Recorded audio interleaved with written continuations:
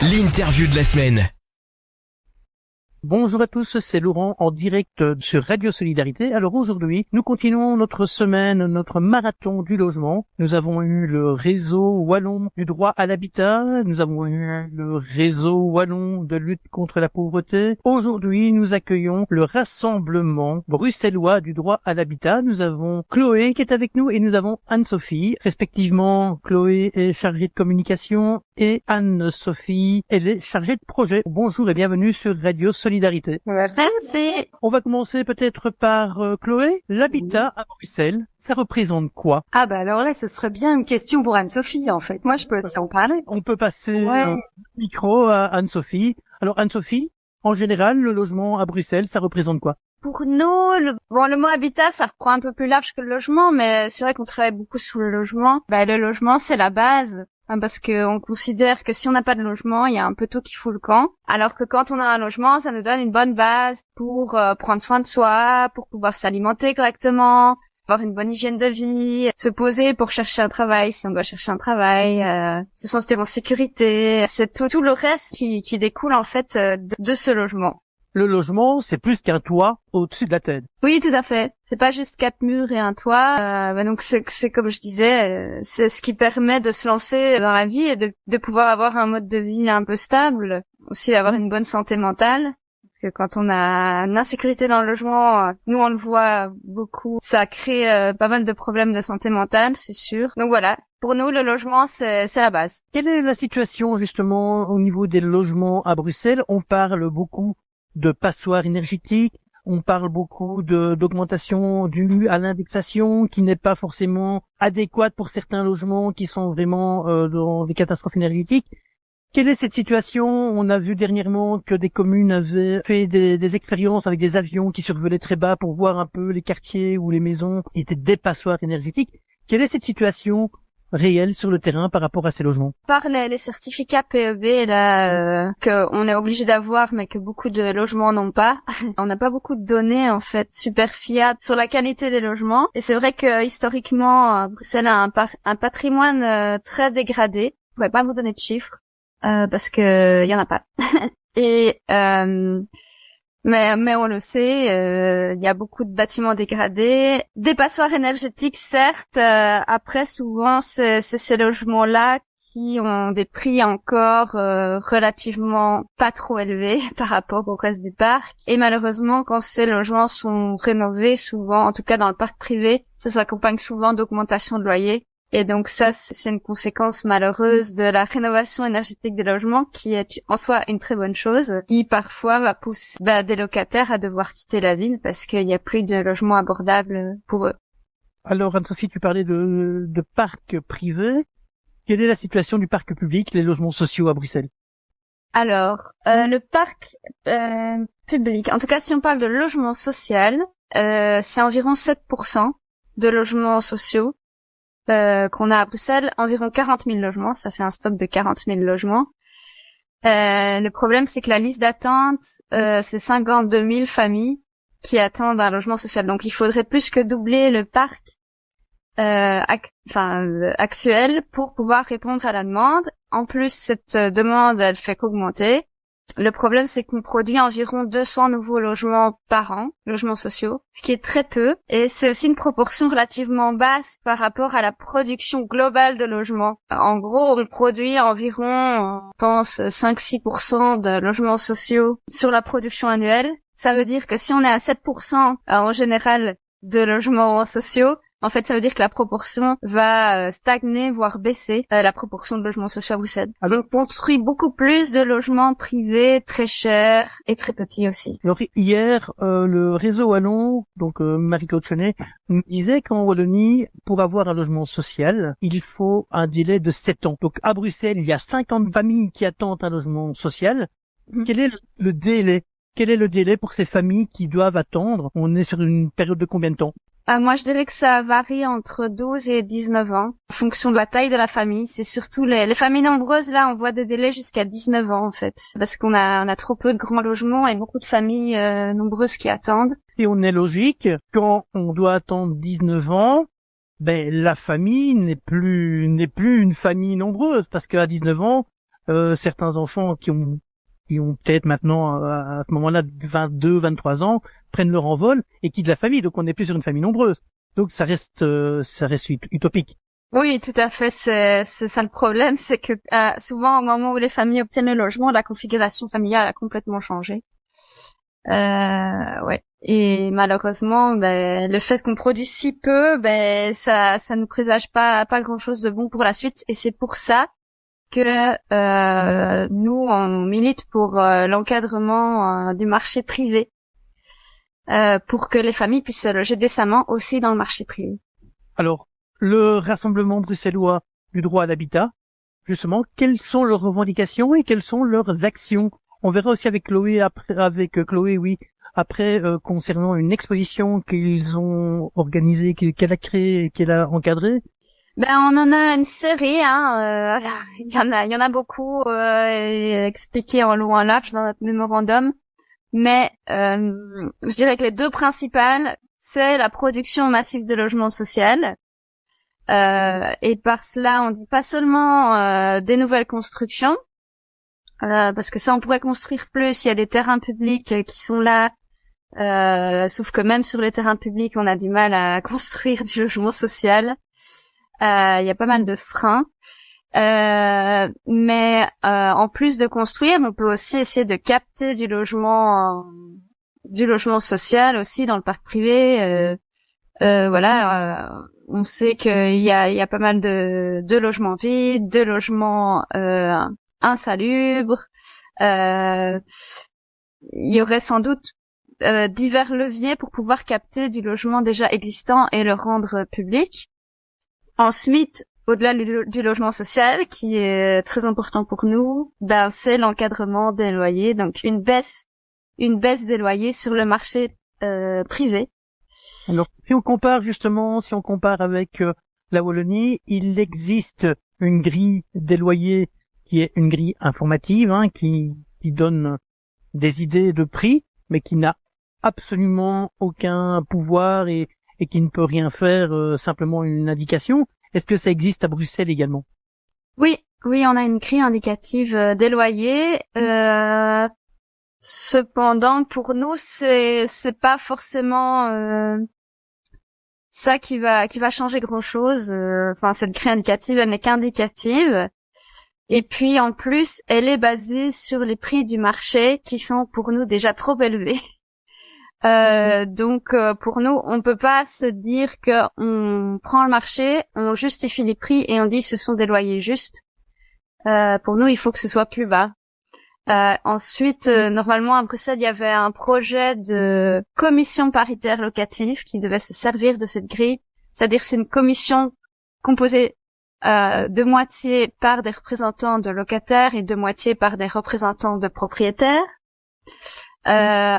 Un locataire ou un propriétaire, donc ça c'est le projet. Un locataire ou un propriétaire pourrait hypothétiquement aller devant cette commission pour évaluer son loyer, s'il l'estime trop haut ou trop bas. Et alors la commission pourrait alors rendre un avis. Et donc dans le texte, ils estiment que si le loyer est de 20% plus élevé que les prix du marché, qui sont déjà injustes selon nous, alors là, on peut dire que le loyer est abusif. Et inversement, le propriétaire pourrait aussi estimer que son loyer est abusivement bas, si c'est 30% en dessous des valeurs de la grille. Donc tout ça, c'est un peu complexe. Pour l'instant, en plus, à l'état de projet, puisqu'il y a toujours... Cette commission n'a pas été mise en place, même si c'était dans les projets du gouvernement. Après, encore une fois, cette commission paritaire locative n'est qu'un organe d'avis, et il aurait fallu que le propriétaire ou le locataire aille devant le juge de paix avec cet avis, et donc le juge de paix reste souverain des décisions. Donc ça fait beaucoup de difficultés et beaucoup d'énergie à dépenser pour un résultat non garanti. C'est la situation à Bruxelles. Donc pour l'instant, on a cette grille. Elle va potentiellement évoluer parce qu'il y a un observatoire des loyers qui est en cours. Et à mon avis, les résultats sortiront dans 1 an ou 2 max. Donc ça va quand même encore prendre du temps. on a cette grille et pas de commission paritaire locative, en tout cas pour l'instant. Alors pour être un peu clair avec nos auditeurs, nous sommes une radio francophone, quel est le prix moyen d'un logement à Bruxelles pour une famille normale de 3 ou 4 personnes? En fait, on n'a pas de valeur, malheureusement. Le dernier observatoire des loyers date de 2017. Après, ce dont on peut se servir actuellement, c'est le baromètre des agents immobiliers. Et donc, le loyer médian en 2020 à Bruxelles, c'était de 950 €. Je prends les studios, les logements une chambre, les maisons 4 façades. Et donc oui, encore une fois, c'est assez peu représentatif, mais enfin ça donne quand même une idée des prix. Ce qui est important de comprendre, c'est qu'à Bruxelles, il y a un tiers de la population qui vit sous le seuil de pauvreté. Donc c'est énorme, c'est la région la plus pauvre de Belgique. On a toujours estimé, grosso modo, que pour qu'un ménage vive correctement, il ne devrait pas dépenser plus de 30% de son budget dans de loyer ou de remboursement de crédit hypothécaire. Mais malheureusement, pour la majorité de la population à Bruxelles, c'est de moins en moins le cas. Et de plus en plus de personnes sont touchées, y compris des personnes qu'on dit de la classe moyenne, même si on sait plus très bien qui c'est de classe moyenne. On a l'impression que, à Bruxelles, la population se précarise, mais il y a aussi une arrivée de population fortunée à Bruxelles parce que, voilà, on est la capitale de l'Europe, on n'est pas loin de Paris. Il y a aussi une série de personnes qui ont les moyens, qui viennent, qui emménagent à Bruxelles, et donc ça crée des inégalités de plus en plus flagrantes. On va donner un peu la parole à Chloé. Chloé qui a organisé une exposition immersive sur le logement bruxellois. Et qu'est-ce qu'on peut en conclure? À peu près la même chose que ce qu'Anne-Sophie vient de nous dire, à part que l'idée justement de lancer cette expo avec le RBDH, c'était de tenter d'incarner un peu plus les analyses et les études qu'on produit chaque année. Donc le RBDH, c'est une soixantaine d'associations c'est un rassemblement d'une soixantaine d'assauts qui sont actifs sur le terrain. Donc chaque fois liés au logement, mais qui vont être amenés à être accompagner les personnes dans différentes situations. Que ce soit au niveau des expulsions, au niveau des loyers trop chers, au niveau de l'insalubrité de leur logement. Donc on a vraiment une série d'expertises. Et une des missions du RBDH, c'est notamment de sensibiliser le grand public à ces questions-là. Et mais en fait, l'idée de produire cette expo, elle est née justement d'un double constat, c'est que d'un côté, la difficulté à se loger, comme on vient un peu de le décrire, elle est de plus en plus vécue par les gens, les Bruxellois, les Bruxelloises. Avant, on avait tendance à penser, à dire que c'était les plus précarisés qui avaient du mal à trouver un logement décent et abordable, mais on constate que, avec les loyers de plus en plus chers, les marchés locatifs acquisitifs qui s'envolent avec la flambée des coûts de l'énergie actuelle, c'est plus du tout une minorité qui est concernée, mais de plus en plus de gens. Paradoxalement, on constate aussi de l'autre côté que ce droit fondamental, cet accès à un logement décent et abordable, il n'a pas l'air vraiment investi par le grand public. Il est plutôt, il semble plutôt concerner les personnes qui travaillent dans le secteur, par les militants, par quelques politiques, mais très peu par le grand public. Nous, une de nos missions aussi, c'est de rappeler que l'accès à un logement décent et abordable, il est inscrit à notre Constitution, à l'article 23, c'est un droit fondamental au même titre que l'accès à la santé ou à l'éducation, et on a vraiment tendance à l'oublier. On a plutôt l'impression que c'est une évolution normale des villes, qu'il y a pire ailleurs quand on voit Londres ou Paris, que on peut pas faire grand-chose face aux sans-abrisme, aux marchands de sommeil, à la hausse des loyers, et pourtant si, à commencer par s'informer et à comprendre mieux comment exercer ses droits. Et c'est vraiment là qu'on a pensé à compléter un peu notre façon de communiquer avec le grand public. C'est qu'on constate bien que des textes parfois pas hyper accessibles, qui parlent d'une thématique précise du style la justice de paix, le locataire, propriétaire ou l'insalubrité, c'est vrai que les textes sont assez techniques et qui sont pas toujours très digestes. Et donc l'idée là, c'était d'incarner tout ça à travers des portraits, de ne pas parler de autant de personnes en rue, mais de Jean-Michel qui lui témoigne de cette difficulté à vivre en rue et comment est-ce qu'il a trouvé un logement. Voilà, et c'était vraiment cette idée-là, c'est d'incarner ces difficultés, ces statistiques, et ce manque de données en plus. On parle de Jean-Michel, on parle de témoignages. Sur Radio Solidarité depuis lundi, on peut entendre et découvrir justement certains de ces témoignages, pas des acteurs, qui s'expriment sur leur expérience de logement, des fois très douloureuse. Et comment on peut voir cette exposition, comment on peut la suivre? Est-ce qu'il y a d'autres renseignements plus pratiques? Oui, tout à fait. C'est aussi un peu la spécificité du dispositif qu'on a choisi de mettre en place, c'est que l'expo, elle est immersive, donc un maximum accessible à tous et qui va permettre à tout le monde d'avoir plusieurs lectures, c'est-à-dire il y a une expo photo, donc c'est des 7 portraits de personnes prises dans leur logement, prises en photo dans leur logement, qui sont en fait imprimés sur des panneaux quasiment à taille humaine. Donc l'idée c'est vraiment d'être en dialogue avec les personnes, même en fait être invité chez eux à parler de leur logement, de leur façon d'habiter la ville.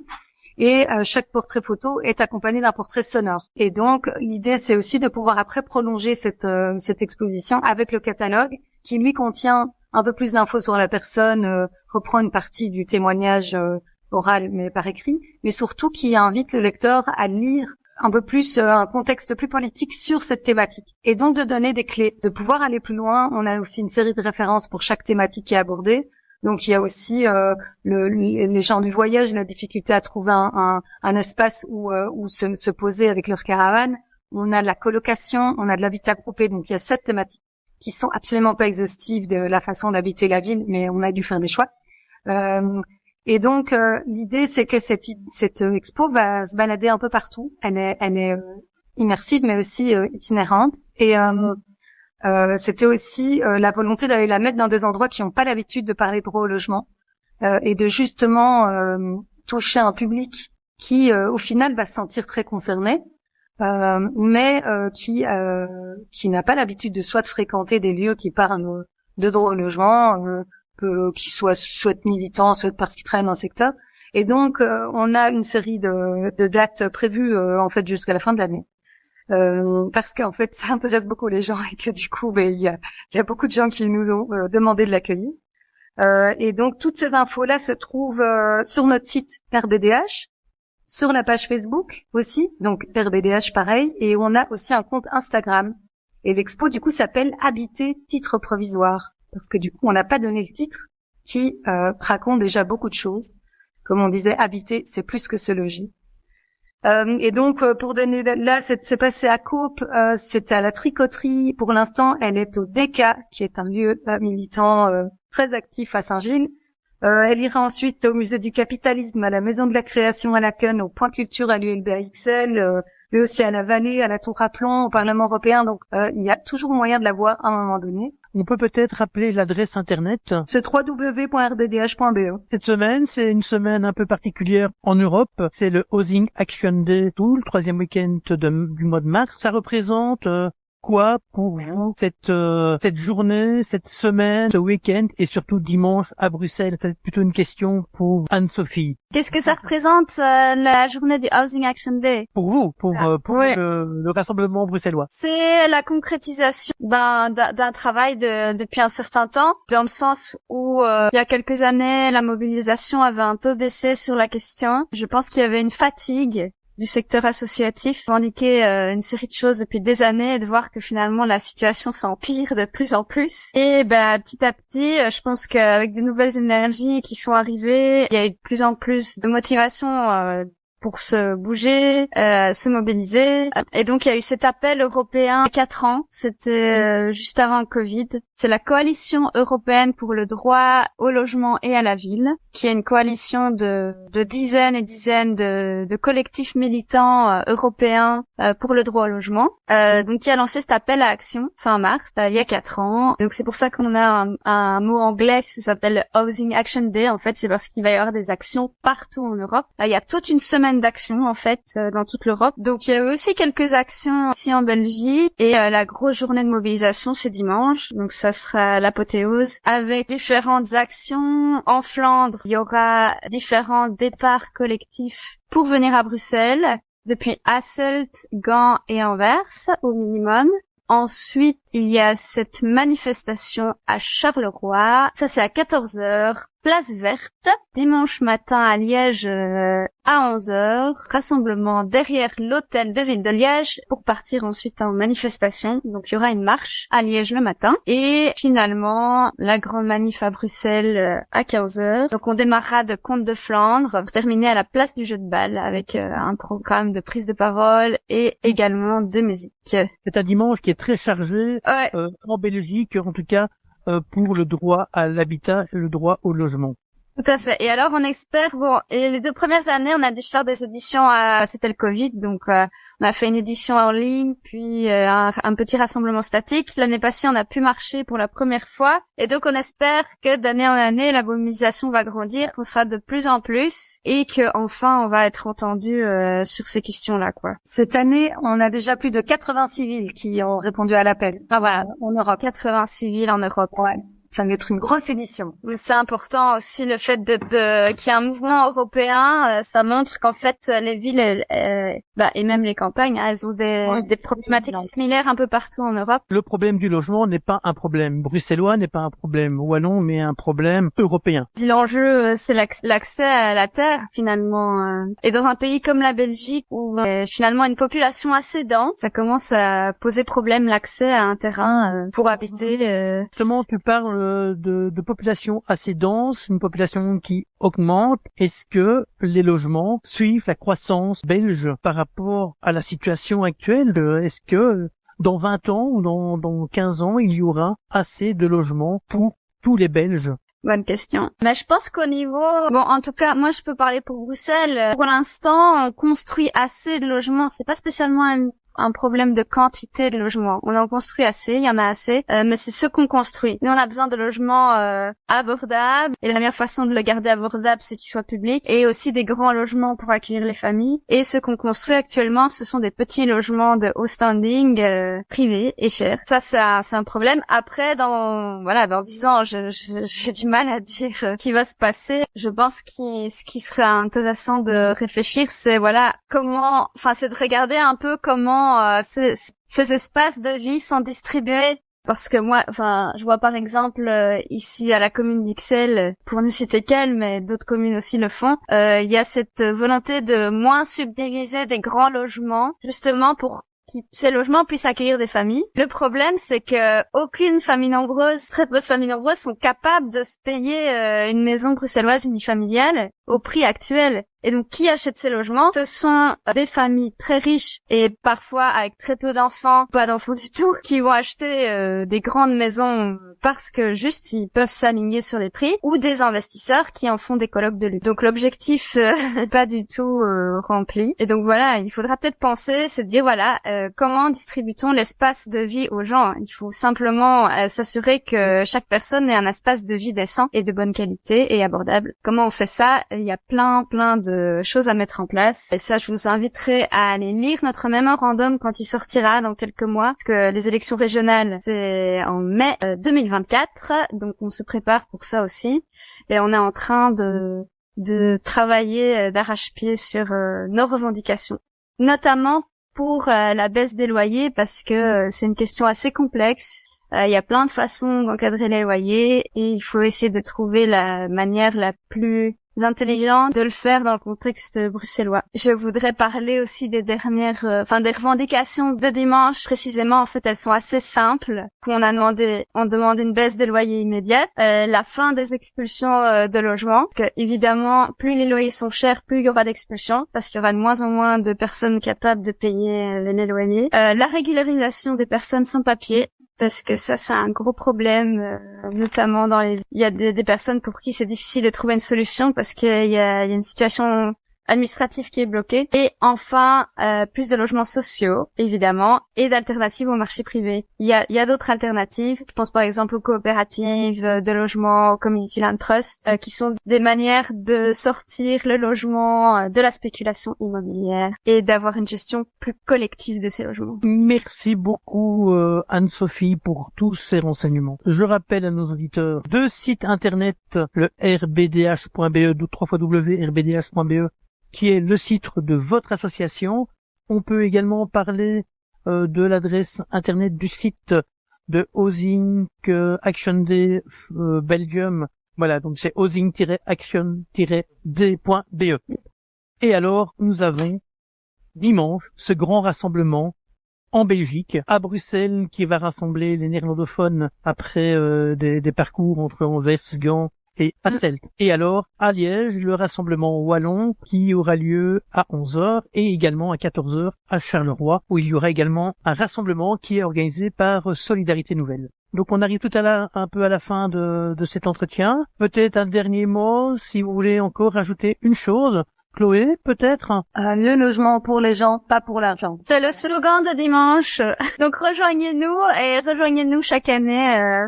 Des actions. Il faut se bouger. En fait, faut se bouger pour qu'on nous entende. Si on reste dans notre canapé, il y a rien qui va se passer. En tout cas, merci de cet entretien. Merci d'être avec nous ce matin sur Radio Solidarité. Je rappelle à nos auditeurs que tous nos entretiens, tous nos interviews sont disponibles en podcast sur le www.solidarité.tv. Nous, on se mobilise encore demain, on se mobilise dimanche en direct de Liège. On sera à 11h à l'hôtel de ville de Liège, on sera jusqu'à 13h sur la manifestation et à partir de 13h30, nous aurons un direct avec des militants qui viendront témoigner, avec des associations qui viendront s'exprimer également, et nous aurons aussi un témoignage de l'association Benoît et Michel qui travaille directement dans la rue avec les SDF, et à Liège, comme un peu partout en Belgique malheureusement, mais à Liège principalement, on nous a parlé de la situation des personnes à la rue. Merci, je vous souhaite une bonne journée et à très bientôt. Merci Anne-Sophie, merci Chloé d'être avec nous ce matin. Merci. Merci. À dimanche. Retrouvez nos interviews en podcast sur notre site www.solidarité.tv.